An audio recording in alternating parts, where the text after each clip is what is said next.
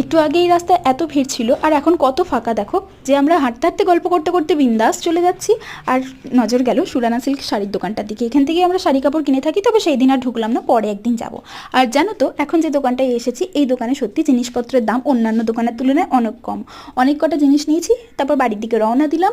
বাড়ি এসেছি, ফ্রেশ হয়ে আগে এই চালের ড্রামটায় চাল স্টোর করলাম। দোকানদার বলেই দিয়েছিল 25 থেকে 28 কেজি মতন চাল এর মধ্যে স্টোর করা যাবে। তো বাদবাকি যে চালটা বস্তায় আছে, ওই চালটা আমি ভাবলাম এই চেয়ারটার ওপরে তুলে রেখে দেবো।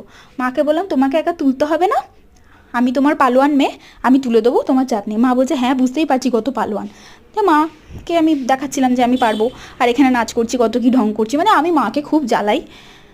তো মা একা কাজ করবে, মাকে একটু কোম্পানি দেওয়ার জন্যই আমি এসেছিলাম। তবে মায়ের কাজ আমি বাড়াইনি, আজকে চাপ নেই, আমি তুলে দিয়েছি সুন্দরভাবে। আর মাকে বললেন যাও তুমি গিয়ে রেস্ট করো, তোমার পালোয়ান মেয়ে সব কাজ করে দেবে। আর ফ্লোরটা ভালো করে ঝাড় দিয়ে দিলাম। ছোটো থেকেই শুনেছি সন্ধ্যেবেলায় ঘর ঝাড় দিয়ে ঘরের নোংরা বাইরে বার করতে নেই, তাই এই বক্সটার মধ্যে স্টোর করে রাখলাম, কালকে সকালে ফেলে দেবো। আর প্রচুর খিদে পেয়ে গেছিলো, ফ্রেশ হয়ে একটু একটা স্ন্যাক্স নিয়ে বসে পড়লাম।